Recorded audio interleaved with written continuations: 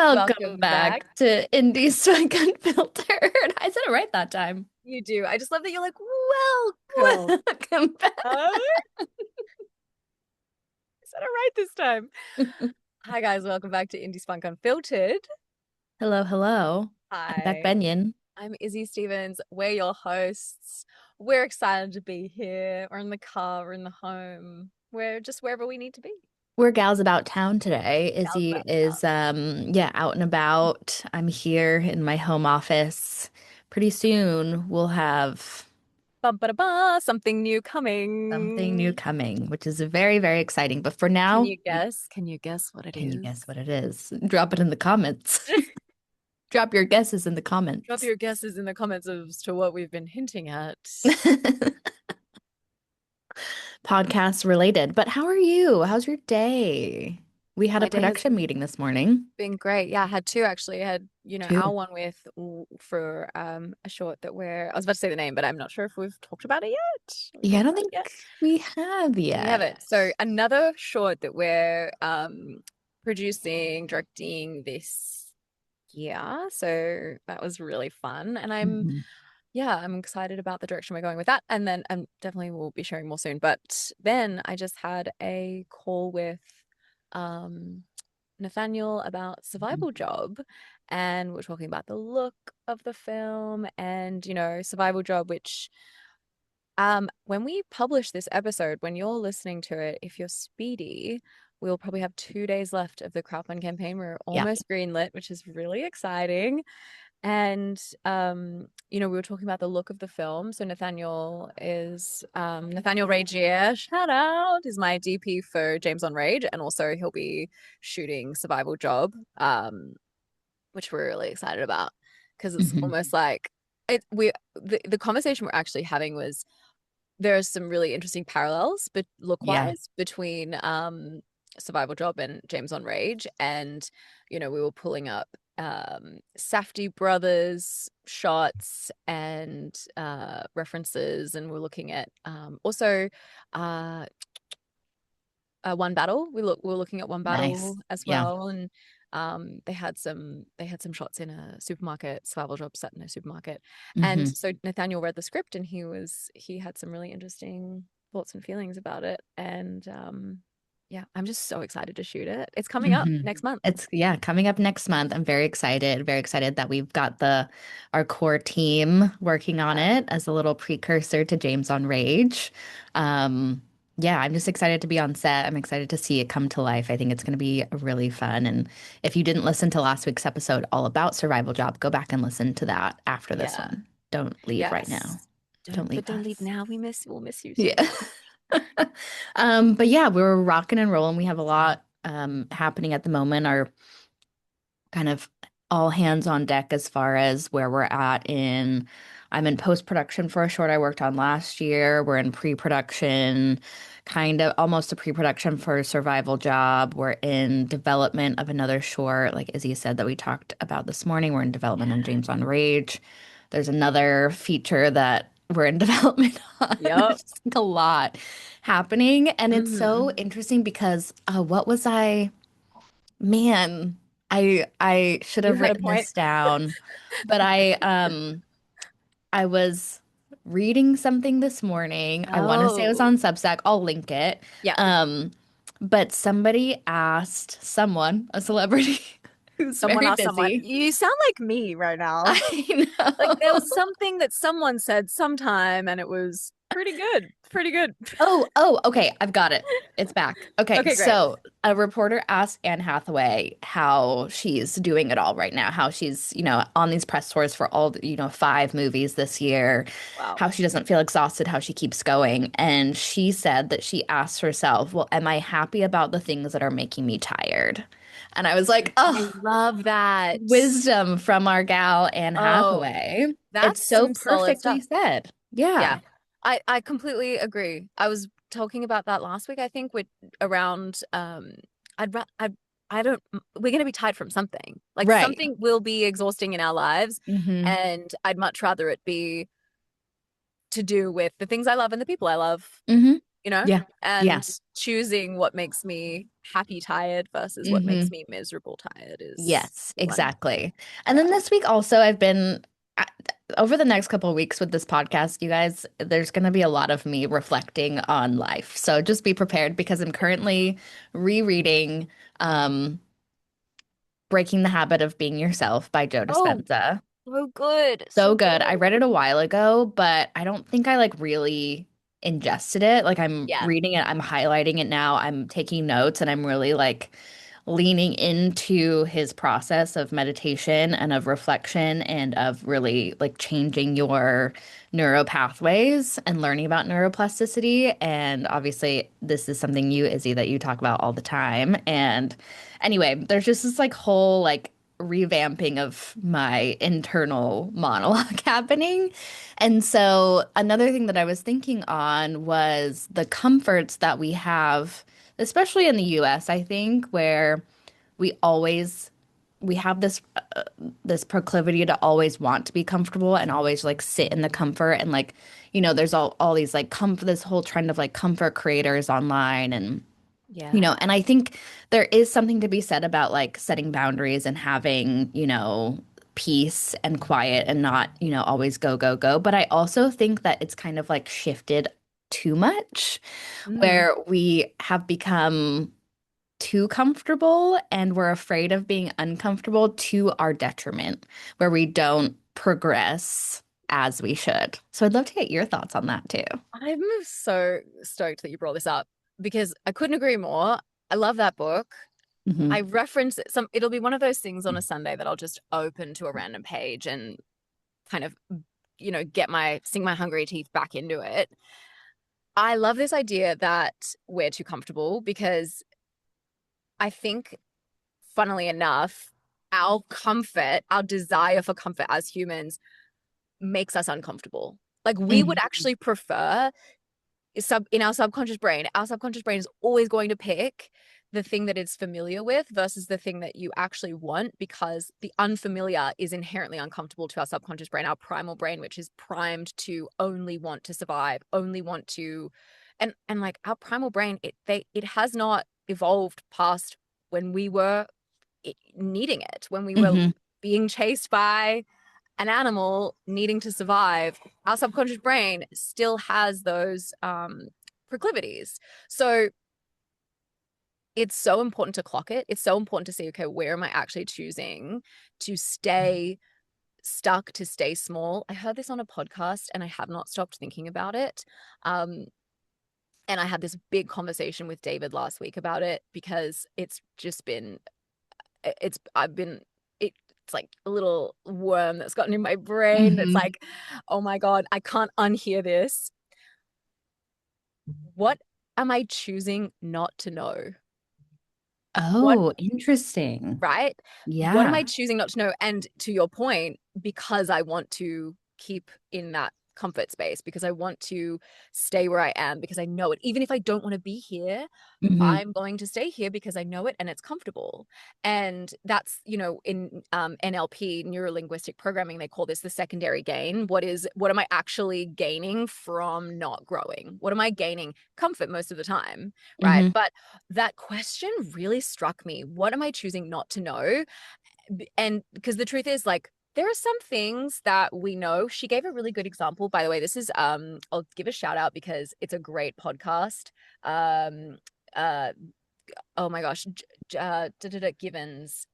Um I want to say Josephine Givens, and it's not that. I'll look it up and put it in the show notes. Yep. But it's a great podcast. I really love it.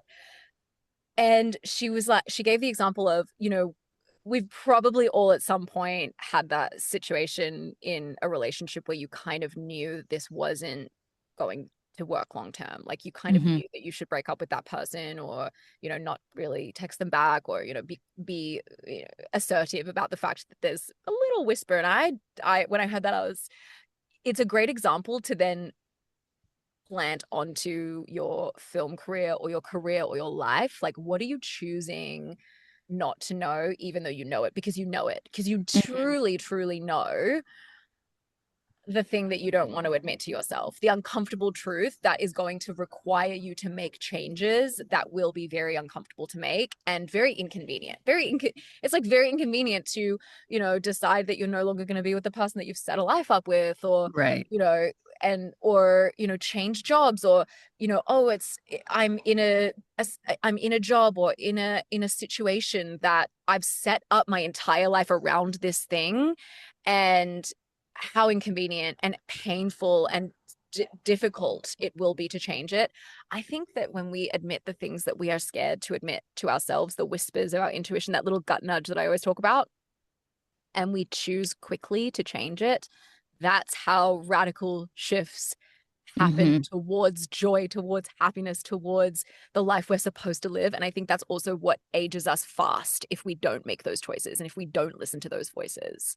How's Hmm. that resonating with, what you're kind of moving through and experiencing with this book Yeah, no, now? I think that is spot on. I think we've been kind of taught that, especially, and I think maybe this is part of, getting another year older and being in like my almost mid 30s, not really. I'm only 33, but um You're there's this mid like early, mid I feel like early. growing up when we did, there was always this notion of like when you hit your 30s, you're supposed to like know exactly where you're at. You're supposed to be comfortable. You're in the job that you are in your career for the rest of your life. And like that's just kind of what we were taught. And also, I think the the notion of like changing that or causing a riff in that was like, no, we don't do that. Like once you hit a certain stage, you're kind of like, this is it. This is what you've chosen to do, and this Yeah. is where you'll keep going, even if you're unhappy in that thing. So I think just Yeah. like realizing and like taking a step back and realizing that there's so many different opinions and so many different things that we're learning in this world and so many things that we were kind of conditioned to learn. And just kind of like unlearning that and just like following the gut nudge, following the just the intuition and the part of Mm-hmm. I mean to say the part of your brain that really just wants you to be comfortable and not change anything, you know? Yeah. Sorry, Mm-hmm. 1 second. Excuse me. Hello, what's happening outside? It's almost that you're here and you can hear the helicopters above me. I'm in Larchmont right now. I completely agree. Yeah, it's so funny because like it's so easy to be like, yeah, yeah, yeah, that's so true, that's so right, and we can sit here and be like, it's so easy to Yeah. X, Y, and Z, but it's painful, it's uncomfortable It's not, to well, that's the thing is to that it's not easy. no, I think sometimes easier we said like than see done. these gurus online that are like, once you decide that you're doing the Yeah, thing that you're meant to be doing, it's all easy. Like it's all just gonna yeah, flow to you and come to you. And like that's just not true. yeah, It's gonna be hard, and anything that's worth getting or worth doing is going to be difficult and it's going to take work. It's not just like, oh, easy breezy, wake up, do the yeah. thing, everything flow. Like it's not. That's just This also reminds me of I just saw this really great, there's a researcher, it's like I think he said he was like a neuro, oof, I'm not even going to get it right. So I saw a reel on Instagram, and Mhm. he's a scientist, and he was talking about the science of decision making and what it actually does to your brain, and how there was a study done that proved that people who were allowed to change their mind, he talked about a study with photographs, and there was a class at university, and they were split in two groups. The first group took a whole bunch of photos, had to pick the best one, and couldn't change their mind as to Oh, which this one is that they were selecting. hold Did you on see before you this? this is Gemma said this last week. Oh my gosh, no way. Oh yeah, of course. Are you no, no, no. This is different. She was The talking about atomic. photos? No, no. Yeah, she's talking about atomic habits. So Okay, this is a okay. complete. This is different. Oh, this is a Um, new okay, this is a different this is study. It was this sounding is the same. different. Okay. It did start. It did. I could. Yeah, I hear you. It sounds the same, but it's different. Okay. So she was talking about atomic habits. The best. Yeah, the photograph Hmm. analogy, which is so fantastic in its own right. But this is a different. So this is about Okay. decision making, Okay. and so the first group were allowed to weren't allowed to change their mind. They had to select their best photograph, put it forward, and they could not change which photograph they chose. The second group were allowed to change their mind. They would submit what they thought was the best photo, and then if they were allowed to change their mind a few days later. Mm. They did a study on their satisfaction, each of their satisfaction, with each group's satisfaction levels around their decision. The people who made their firm decision and weren't allowed to change their mind proved way, way happier and more satisfied in their decision and way more concrete and certain in themselves than the second group that were allowed to change their mind. And it proves that when we make firm decisions and we draw lines in the sand and we can't go back, there is so much more satisfaction in that. But most people are too uncomfortable to make those big changes. They want to be able to play it by ear, wiggle room. Maybe they'll change their mind. Maybe it'll be different. And I loved that idea because it reminded me of the day that I walked out of my service job, the day that I got fired from my very last hosting job in Los Angeles. And I walked out and I firmly said to myself, that is the last time I will work for someone else because I have to. That is the last time. And that's when I didn't know I was going to start my business, and I didn't know what the fuck I was going to do. But how funny was that video I sent you of me? I said, I found, I was trying to like remove old files from my phone, guys. And I found this video from 2020 that I sent to one of my best friends. And it was me being like, I was like, me being like, guess what? Your girl got fired. What the fuck? And like, told the whole story, details I completely forgot exactly with exactly what he said, which is everyone likes you, but I don't. Like it was crazy. Only a French man could say that, honestly. While firing you and smiling. And I remember shaking his hand, being like, goodbye forever. Like, Goodbye forever. Thank you so much. Goodbye. But I remember that feeling of certainty that I don't know what's going to happen, but this will never happen again. I will never have to work for someone because I have to.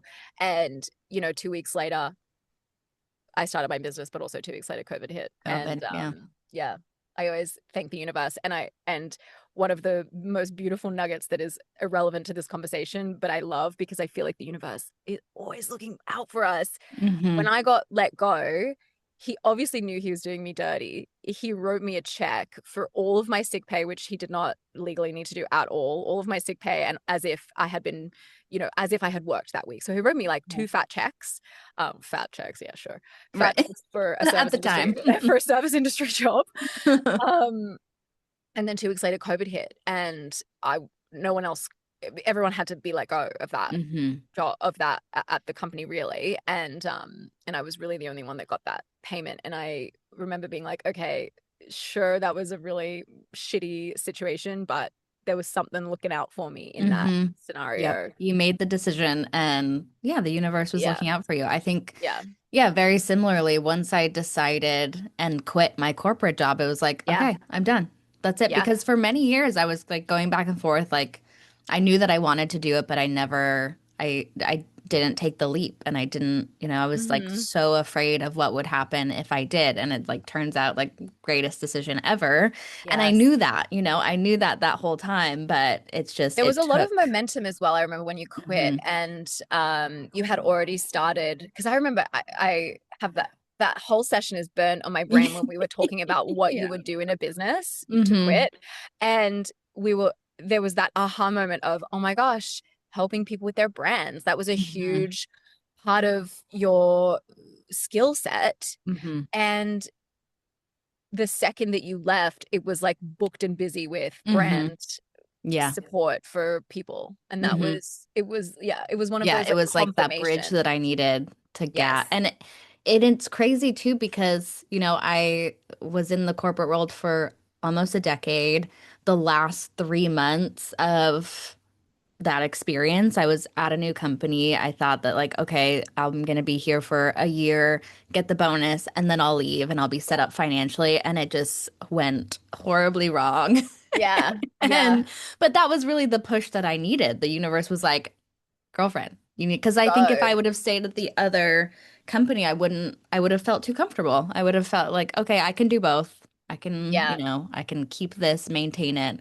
But I really hit the point where I couldn't Yeah. do both. And it was really just a big push and a big push to make the decision and draw the line in the sand and say Draw the like, line in the okay, I'm sand. done. Yeah. Do you know as well that we say, oh, this is a confirmation, the universe is confirming my choice. But really what's happening is that our brain is Mm-hmm. finding evidence to confirm a choice we can't go back from. And that's Mm-hmm. why those firm decisions, those, I can't go back, there is no going back Mm-hmm. decisions really. And I think about, I actually would love to hear from you, um, what that looks like right now for you, like what decisions or what changes or what lines in the sand do you feel like you're drawing right now. I remember last year, I had this whole conversation with my business coach at the time. This was, sorry, 2 maybe 3 years ago actually, when I decided to put a pause on film coaching, and I was really supporting people, Mm-hmm. creatives with their businesses and being entrepreneurs and helping them start things that were lucrative to their creative careers.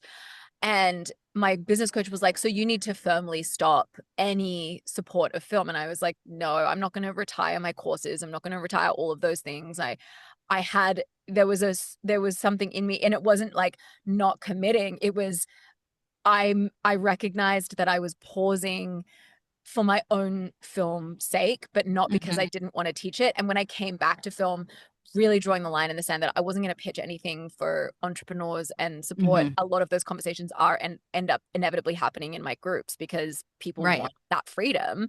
But it that is something that I didn't want to make a firm decision on, because I kind of knew that I would be back. And I think that there's this intuitive kind of guideline that we have to listen to. Mm-hmm. I wonder for you, do you feel like you're making any certain decisions, any big like shifts as you kind of read this book and digest what 33 is going to look like for you?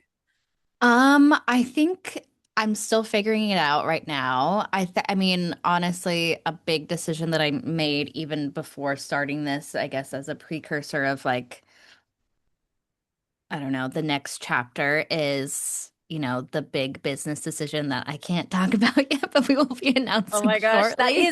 you're right. That is actually a big commitment and Uh-huh. something that you can't, change, that there's a Yeah, yeah. decision being made. It's Yeah. locked in, like money We has should been tell you paid. guys that that we will give you more information soon, but there will be, this is to completely to do with the podcast, Hmm. and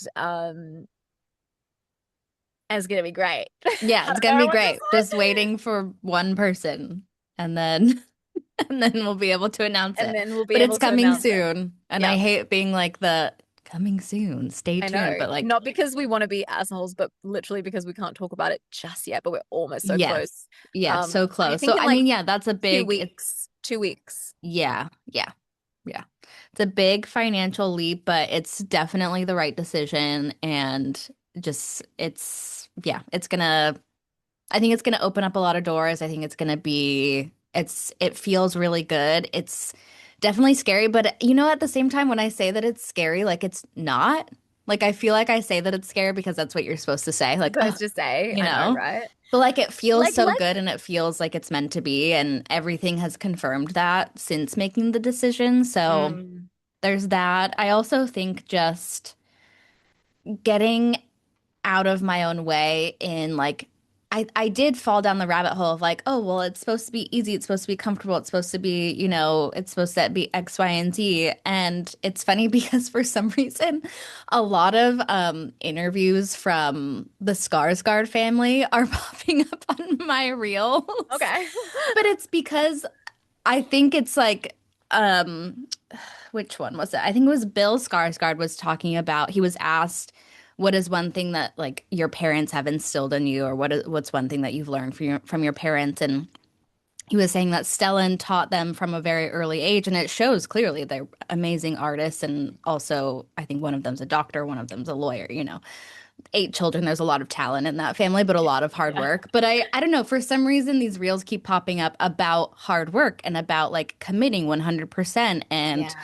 just getting back to that. It reminds me of how I was. I don't know, when I was early on in my corporate career, like really going full in 100%. And not to say that like I've been half-assing it the last couple years, but I think there's this like yeah, just what I was going saying earlier of like this whole of like comfort and making life Mm, easy and all of these it's like no, it's not supposed to be easy, it's supposed to be fun. And Anne Hathaway saying like I'm happy with what's making me tired, and just like all of these things I think are aligning in the fact that like I don't know, I the work is exciting and I want to be tired at the end of the day. Like, I yeah, want that. I don't want to be yeah, like, oh, I have all this energy. Like, what else could I be doing? Like, I want to be exhausted from what I'm doing. And like, that's yeah, really exciting to me. yeah. I love that. Yeah. I don't know. I don't know if any of that really made sense. It's kind of a word salad, but No, no, uh, no word salad. No, made complete sense to me. oh, And I good. also what there was something that you said that that I a thread I'd love to pull. I don't know if you can hear that helicopter. Sorry if you can. No. La La Land.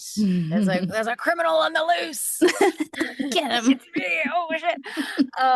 There's something that you said that was, oh, you know what? It's actually not scary. I just think that that's something I'm supposed to say. And I have been thinking about this more and more lately. Where are we softening our edges because it is going to make other people feel better? Where are we actually, I think this is something that us women do a lot, which is I'm going to make it comfortable for you. I'm going to make my success comfortable for you. I'm going to dull that because there are parts of me that, man, like, yes, need work, yes, that I'm driven to grow and change, that I am an incredibly imperfect human, and there are other things that I happen to be better at than maybe other people statistically are, and Hmm. that's fine, that's good. Everyone is like that. Everyone has some better skills than others. And I find that this really does come up when I'm thinking about, talking about the things that I do with clients and sharing the work that is so valuable to the people that I get to work with. And wanting to make sure, there's the voice in the back of my head, oh, well, it's if you say it so boldly, if you say it so certainly, people aren't going to like that. People are going to think you're full of Hmm. yourself. And my God, I think we could all of us afford to stop eating that, you know, fucking humble pie all the time. Hmm. It's like, why are we always so scared to ruffle other feathers? I want my feathers ruffled.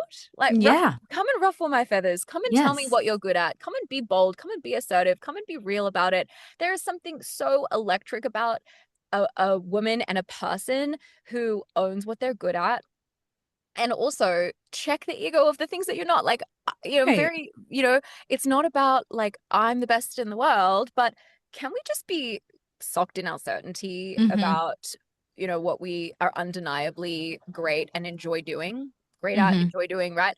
And not be afraid that it's going to it's going to offend people, because yeah, the only reason it offends people is because they're insecure about that Hmm. in themselves. Right. And I think this space, Indie Spunk Unfiltered, our community, this space that we have and this community that we have, we owe it to each other to be Hmm. so bold and real and certain about the things that we know we're supposed to do, that we are great at. Can we be the force of a community that owns their brilliance, shares Hmm. their brilliance, and isn't actually doesn't apologize, but also doesn't feel offended by someone else's success, offended by someone Right. else's certainty and brilliance. Like, Hmm. I know for me, those are the conversations, those are the friendships that I will only be in. I will only be in friendships where we're cheering each other on, where it's like, Hmm. fuck, you're good at that. God, you're so great. Like, I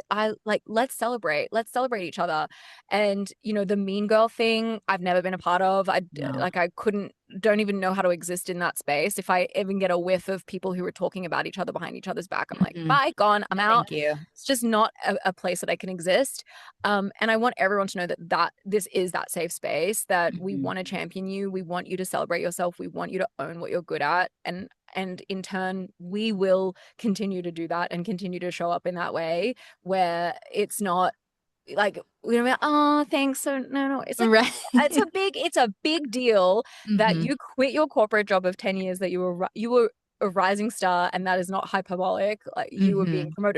promoted. You were about to have a massive shift in another promotion. Like you quit that to go all in your producing career Hmm. and build something of yourself and build a career that you wanted to be in. That is nothing small. That is huge and massive. And man, we could all take a leaf out of your book, Beck, because no one Thank like you. it's Fuck yeah. amazing. Fuck yeah. Thank you. You're welcome. Yeah, no, thank you for saying that because I think it's true and it's interesting to notice.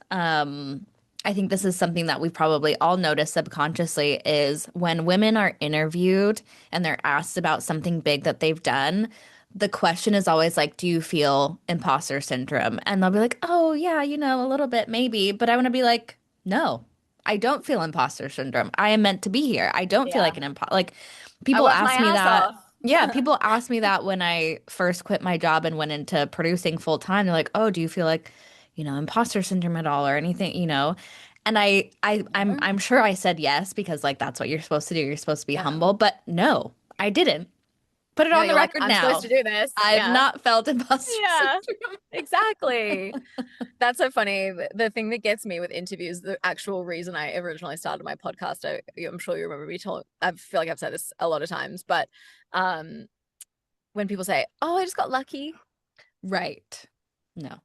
and then the person asking the question, so, "Oh, okay," I'm like, I gotta be the person asking the questions. Who'd you email? How many times? How many times Right. did you follow up? How many times did you try and you didn't succeed? Like, let's talk about the fact that yes, luck, sure. I think luck is an energy and a mentality and a magnetism that you can emit. Hmm. But truthfully, like, there is no easy. There is No. no simple. Anyone online telling you it's just so easy and simple to do a Mm-mm. career, it's like hustle every day. You got to work Hmm. for it. You got to work hard, and when things come easy, it's because of the accumulation of the things that you have put Yep. in and the work that you've done. So Yep. yeah, sure, lucky girl syndrome, that's lovely, but also Right. that It's happens Yep. because you're showing up, doing the work, and relentless in your Mhm. pursuit of the things that you want to be doing. Yeah, someone very smart, and I can't think of who said it, but it Mhm. said that luck is when preparation Opportunity meets meets opportunity. preparation. Yeah, Yes. Who said that? Someone. it's a very old It's an old adage. quote, yes. Yes. But yeah, 100% believe that. Preparation, preparation, preparation. It doesn't just fall in your lap. If it does, it's because you've been doing the work and you're ready for Hmm. it and you know how to show up and you know how to live in your body. And that's another thing that I am working on right now too, is just getting back to my body, like physically being in Yeah. my body and being comfortable in my body. Um, I know I'm sure people can relate to that and can, there's certain things that may sway confidence, and that certainly happened. I think, even leaving my corporate job, I think I had this in my workplace. Can you hear them bark when they? No. Oh, really? Oh, okay, good. Yeah. It's pretty amazing. So when I left my corporate job, I had this like whole idea that my confidence would suddenly like be boosted. Like I would feel like I was on top Oh, of the world. And in yeah. fact, it was the opposite. Like I Opposite. really lost my confidence for a long time. Like just really feeling I don't know, just like not in my body. And so that's Mm. something that I've been working on the last couple years to get back and to feel better about it and to just feel, yeah, physically grounded in my body, physically strong. We've talked about it before, but like getting strong to be on set for 12 hours a day and Yeah. being strong just to have the stamina and to feel energized and to, yeah, just get your body in the right place physically, because that's just as Yeah. important as the mental shifts. Yeah. Oh, couldn't agree more. Yeah. Feeling in our bodies is so important, and that's also why we like to tap, because it just like Hmm. gets us back into um yeah, EFT tapping is one of my favorite tools in the Hmm. world. I Yeah, love it. it's the best. What are we at?